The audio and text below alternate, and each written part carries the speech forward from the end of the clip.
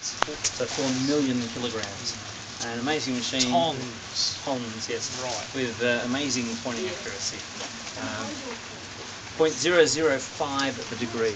And kept horizontal to a tolerance of a 50,000th of a millimetre. It's just an incredible thing.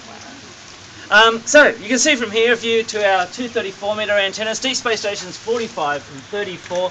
These will be the two antennas that will be providing the communication link to the Curiosity mission as it heads away from the Earth. Will be the first point of contact for this spacecraft, and will of course continue to track it right throughout its journey. As I mentioned before, we're going to be the station handling the landing as well, August 6th next year. So we're there from the start, we're there right through to the finish.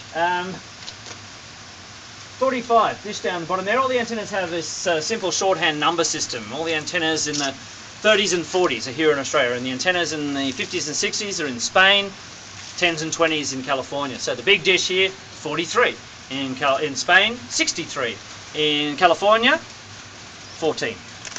They didn't want to make it 13. Unlucky, see?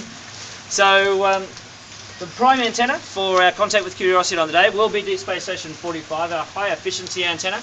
Has a high slew rate, as does the other 34 metre dish. Its transmitter receiver system is actually in the dish and in those block structures underneath in the structure there.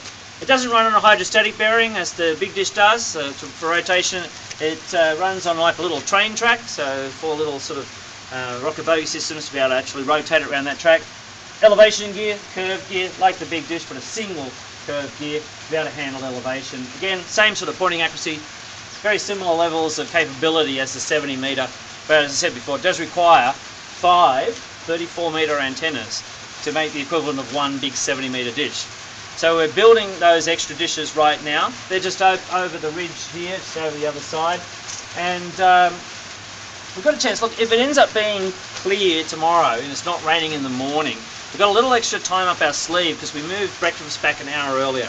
So if it is clear, are you happy, would you be interested in coming back? We can take a little bit more of a very quick tour. We'll take everybody at the same time. So if it's clear, right? Yep. So 34, our dish up on the hill, here's a different dish style to the other antennas. It's what we call a beam wave guide antenna.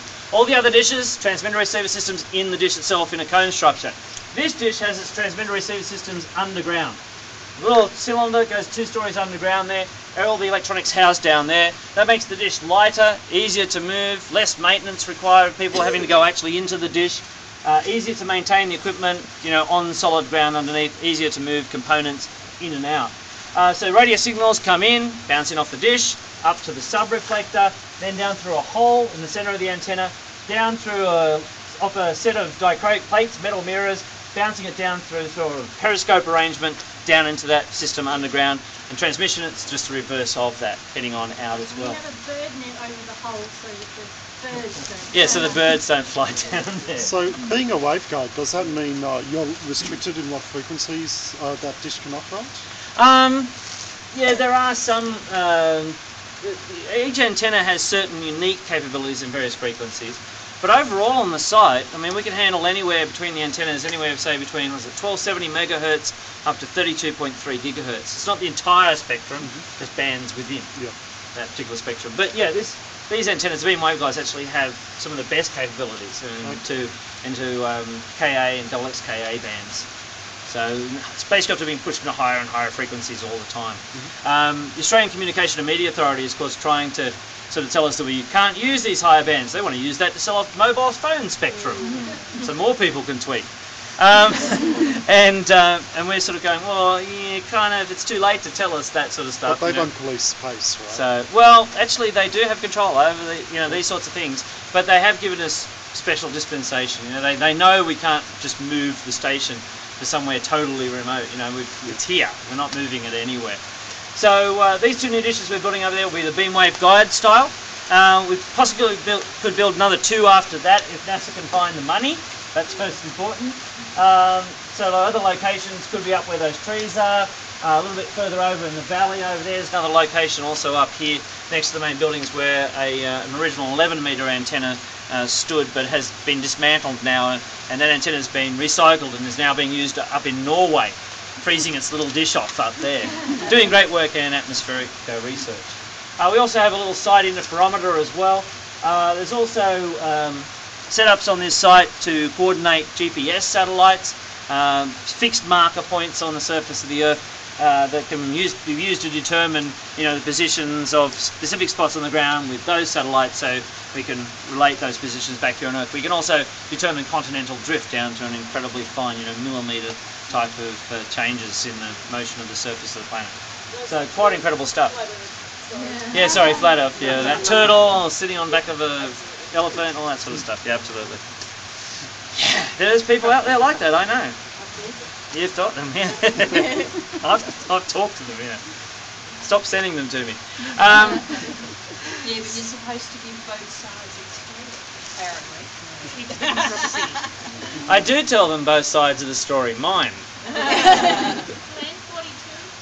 Oh yes, sorry. Yeah, on this spot here is where the original antenna stood. Deep Space Station 42 was dismantled in 2000-2001. It has come to the end of its serviceable life. Again, it was an antenna only supposed to last 15 years, operated for 35 years, and so the quad structure, the structure that holds up the subreflector, is actually up behind the visitor centre now. We kept that, and of course some of the dish panels as well, so that we can continue to remember and honour that particular dish.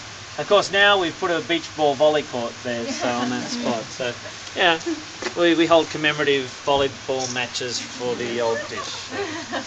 Yeah, okay. Some of us before were wondering about how come the subreflectors are at odd angles. At odd angles? Yes, well, because the changes in the dish, so as the dish is moved over, of course on its side, this gravitational sagging, so it changes actually the shape of the parabolic surface, so the subreflector can be moved in multiple axes to actually account for those changes. Also, with the antennas, particularly the 70-metre antenna with multiple receivers, you can actually shift the subreflector and that changes where the focal beam ends up going, which receiver. There's also other dichroic plates on that to, of course, again reflect down other smaller receiver cones as well. So for that one it's for different receivers, for the other ones it's to account for the distortion. Well, yeah, it's both on the big dish as well. Yeah, because when it goes over, of course, it kind of collapses in, so it changes the shape. So you move the focal point to actually account for that change of where the focal point actually arrives. Wow. So it's incredible, tiny motions. We also, we deal in gravitational sagging, also just expansion and contraction because of temperatures and all sorts of other things. And the motion on the antennas is so incredibly fine, we can account for changes in rotation of the planet. If it speeds up and slow down, 10th per second changes over years. We have to make adjustments to all those systems on site. I presume also the heat, 40 plus temperatures here must change the shape of it a lot. And you get that. The antennas are painted white though, reflects a lot of that heat, keeps the antennas relatively stable, temperature stable. We are going to have to head back up in the hill because dinner is on. How often do you need to paint it?